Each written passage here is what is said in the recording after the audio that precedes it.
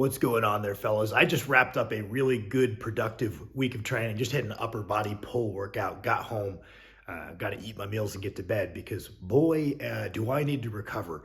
I definitely feel like I wish I had the money or like a place to go for a massage. Just intuitively, that feels like it would be productive right now. But one thing that I wanted to talk about during this video, I've talked about it a few times on the channel, but I figured, hey, we could throw this at the beginning of a video and talk about it a little bit. Much critique has been made of the term like functional strength, and rightfully so. Anything that's used to sell things and is intentionally not defined, yeah, it's kind of a shit show, rightfully should be critiqued, and it's usually used with some mysticism to sell some fucking bullshit. And the other point that's popular right now is to say that every exercise is specific to itself, right? It's kind of a response to the old school rah machine strength isn't real strength. Only free weights builds real strength, guys. They say, what is it but real strength? My legs got stronger. They got bigger and they got stronger. They're contracting. They're producing force. What is that other than strength? And they say that each exercise is specific to itself. So if we squat, yeah, we get good at squatting. And if we leg press, yeah, we get good at leg pressing. But I do think that this overlooks the fact that carryover, it's not uniform. The squatter will be a better leg presser than the leg presser will be squatter. And that brings me to my point, which is that there's kind of such a thing as functional strength or exercises that are more functional. Bear with me. I get why people don't like the term.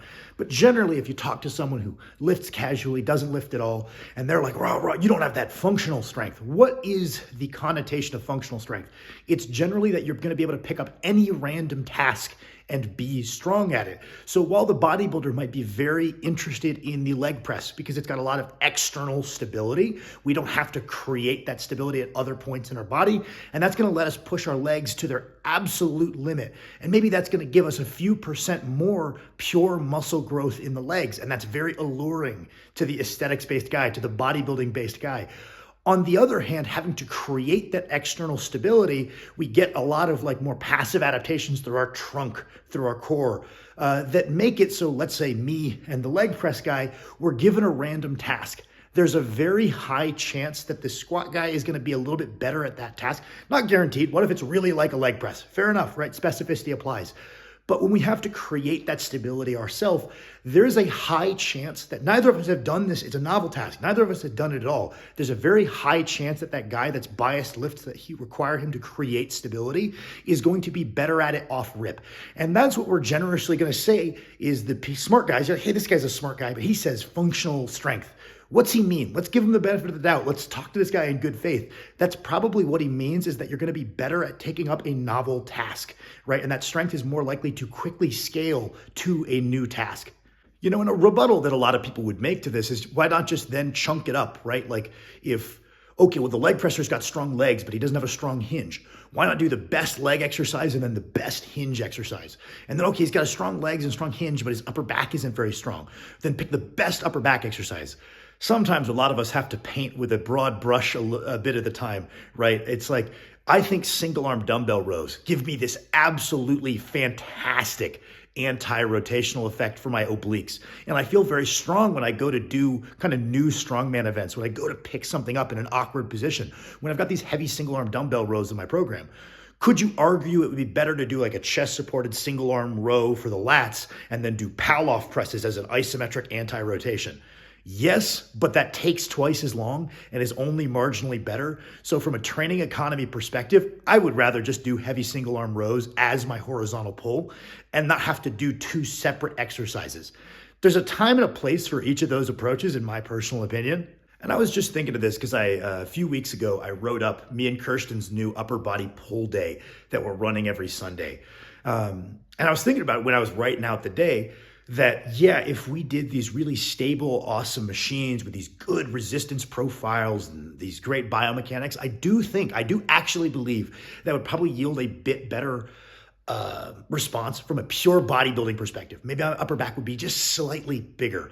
But because I'm a strongman, and strongman, this idea of like functional strength or having a head start when taking up a novel task is really important, right? So I could pick these really, stable machines and get a little bit more in the upper back. But I view the fact that instead of doing the pull down machine, I do the pull up and I get this nice rectus abdominis work. And then I do, instead of the single arm chest supported row, I do the dumbbell row and I get this really nice oblique work. And then instead of the chest supported bilateral row, I do the bent over barbell row and I get this really good isometric for my low back. I view that as very valuable in the fact that, okay, well, if I picked up I just got an event I've never even heard of. Me and none of the competitors have trained for it. I do very much think that the version of me that was doing those lifts with those other rate limiters included is going to have a big head start at getting good at this new specific task. Not to say that there's one good way of training. It's very good for branding to be like, those dum-dums that train for aesthetics are dumb. I train for function, so I'm better. And they're like, those guys that train for function are this, right? Man, it's just what I think. And I like that idea of having a little bit of a head start, even if it's costing me a little bit of upper back size. And I thought you guys might think that was interesting. Now, that being said, I am very far from a free weights purist. I use a lot of machines in my training. Sometimes there's just certain functions of a muscle that I think are just best trained on a machine. Sometimes, those same things I listed as benefits, they're working against me, right? Like I told you, there's this great isometric training effect for your lower back, which is great for if you're trying to build up your deadlift. If it's in a certain place in the week and we can handle it, that's a great kind of general movement for your strength.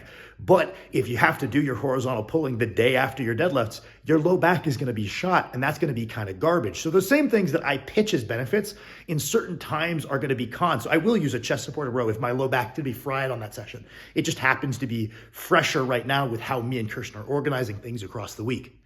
Or I might pick the more chest supported single arm rowing movement if I know I've got a big yoke the next day and I don't want my anti-rotation to be kind of pre-fatigued. I'll get plenty of isometric work for the core with that big yoke the next day. Okay, we're going to spare some fatigue. There's a time and a place for both, but I just think it's really annoying that people are like, there's no such thing as functional fitness. It's like, I feel like there's something they're seeing. Is that the best way to describe it? Probably not. But how about we have a cool discussion of what it is that these people are seeing in terms of what exercises prepare you for what? They're observing a real phenomenon. Let's talk about it.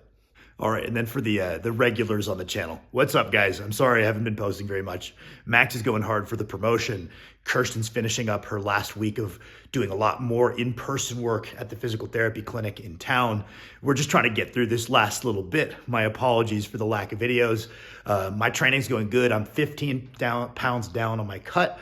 In the early preparation stages of the road to an 800 squat, where really I'm kind of in an exploratory phase where I'm kind of feeling out what areas need the most work for that to happen, right? Are the legs already strong enough? It's all about the hinge. Is the legs in the hinge good, but the torso integrity is poor? We're still in that kind of experimental phase where I need to collect kind of enough info about where I'm strong and where I'm weak before we can start to write out a more comprehensive plan for the next year to try to chase down that 800 back squat. Fingers crossed though.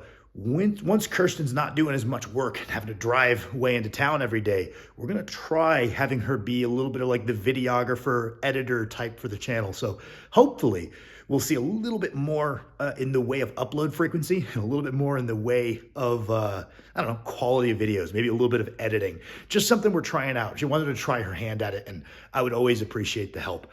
So that's the little update on what's going on around here. Sorry about the no large lads this week. Love you guys.